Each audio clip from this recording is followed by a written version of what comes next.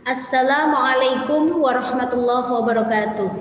Selamat pagi anak-anakku sekalian kelas 5A yang Bunda cintai. Bagaimana kabarnya hari ini?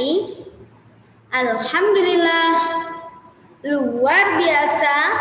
Aku bisa. Allahu Akbar. Sukses, sukses, sukses. Yes.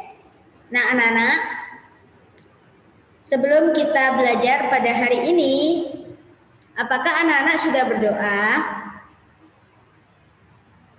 Nah, kalau sudah, anak-anak, kalian buka buku tema. Karena pada hari ini pembelajarnya adalah mata pelajaran tema. Oh iya anak-anak, di hari kemarin kita sudah menyelesaikan tema 6, subtema 2. Beserta anak-anak kemarin sudah mengerjakan ulangan harian. Bagaimana anak-anak? Apakah sudah bisa? Apakah ada kendala? Oh tentu tidak. Pasti anak-anak bisa. Nah anak-anak, pada hari ini karena kemarin kita sudah menyelesaikan subtema 2, maka sekarang kita menginjak pada subtema 3. Kalian buka bukunya, buku temanya.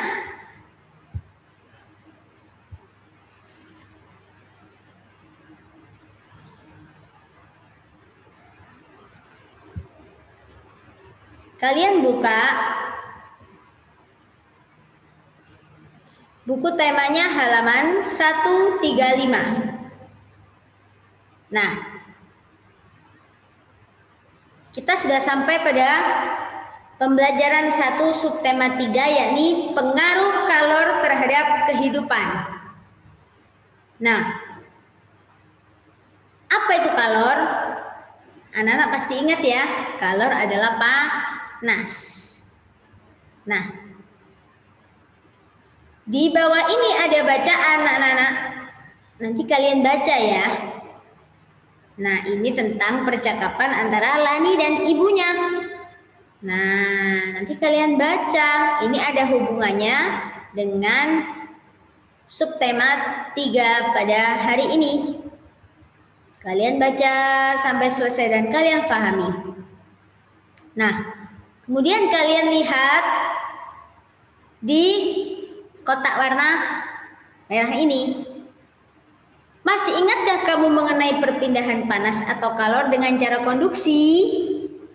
Nah, perpindahan panas dengan cara ini memerlukan zat perantara yang membantunya mengalirkan panas dari sumber panas ke benda yang lain. Ingatlah bahwa panas mengalir dari tempat yang panas menuju tempat yang lebih dingin. Ada perantara panas yang dapat menghantarkan panas dengan baik, ada yang tidak. Nah, itu juga harus kalian pahami sayang. Kemudian kalian lihat, ayo membaca. Lani memilih benda yang terbuat dari bahan kayu untuk mengaduk kuah panas karena ia tidak ingin tangannya kepanasan. Di sekitar kita terdapat banyak bahan yang dapat menghantarkan panas dengan baik dan ada juga yang tidak menghantarkan panas dengan baik. Bacalah bacaan berikut ini dengan seksama. Nah, ini di bawah ini juga ada bacaan anak-anak yang menjelaskan tentang bahan konduktor dan isolator. Nah, apa itu bahan konduktor? Apa pula yang disebut bahan isolator? Nah, kalian baca itu. Jadi di sekitar kalian ada bahan-bahan yang bisa menghantarkan panas dan juga ada bahan-bahan yang tidak bisa menghantarkan panas. Contohnya apa? Misal, kalau besi menghantarkan panas atau tidak? Atau misal yang paling mudah, wajan untuk menggoreng. Ketika wajan ini kalian taruh di atasnya kompor, kemudian kalian beri minyak, kemudian kalian hidupkan kompornya, maka apa yang terjadi? Nah, yang terjadi adalah wajannya ikut panas. Nah, berarti besi, yaitu bahan baku dari wajan itu, menghantarkan panas apa tidak? Menghantarkan panas. Pintar sekali. Nah, benda-benda atau bahan yang bisa menghantarkan panas disebut bahan konduktor. Apa anak-anak? Bahan konduktor. Contohnya wajan tadi. Nah, kemudian ada juga bahan yang tidak dapat menghantarkan panas yang disebut dengan isolator. Contohnya apa? Contohnya kayu. Nah, kayu kira-kira bisa menghantarkan panas enggak? Tidak bisa. Kalau dibakar bisa, tapi kalau menyalurkan panas tidak bisa. Kemudian karet. Biasanya wajan, panci atau pengaduk sayur, biasanya gagangnya yang pucuk itu dilapisi dengan karet. Kenapa kok dilapisi dengan karet? Biar kalau kalian mengaduk atau masak, kalian tidak merasa panas. Nah, berarti yang disebut ini tadi loh. Nah, yang karet tadi itu menghantarkan panas apa tidak? Tidak, sayang. Nah, berarti kalian sudah tahu kan bedanya? Mana bahan yang termasuk konduktor, mana bahan yang termasuk isolator. Kalian harus tahu bedanya. Nanti kapan-kapan ditanya sama Bu Bibah, anak-anak harus bisa jawab. Kalau tidak bisa berarti anak-anak belum paham. Kalau belum paham, jangan sungkan-sungkan untuk bertanya sama Bu Bibah. Bisa lewat WA, bisa telepon, voice note, voice call, video call, boleh. Nah, penggunaan bahan konduktor dan isolator dapat diterapkan secara bersamaan pada sebuah alat. Nah, apa saja? Nah, ini tadi.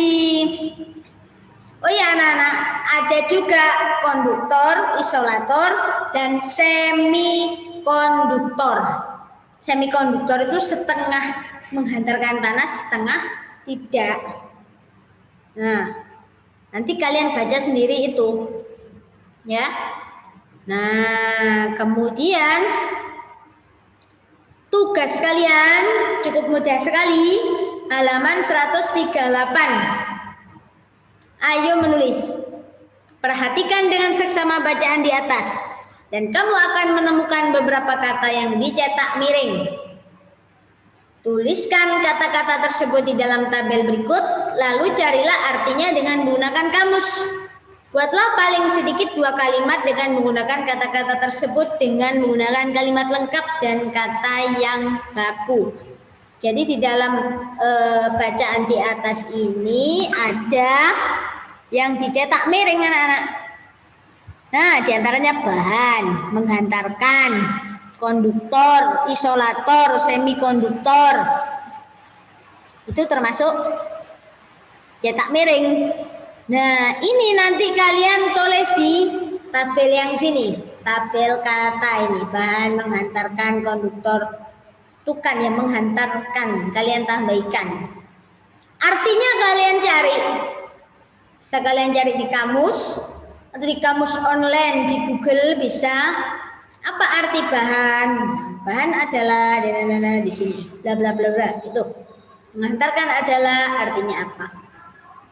Kemudian ini kalimat, berarti kalian buat kalimat di sini. Misalnya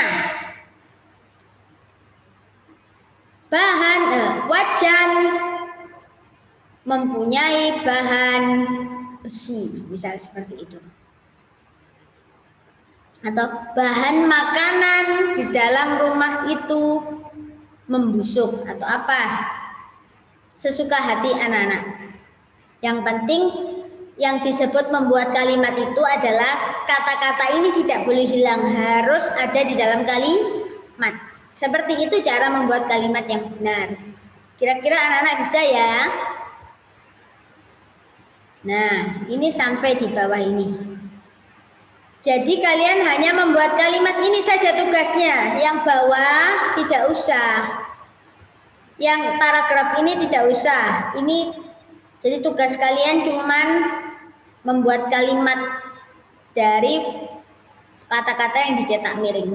Itu saja tugas dari Bu Biba untuk hari ini. Selamat belajar dan selamat mengerjakan. Tetap semangat untuk hari ini.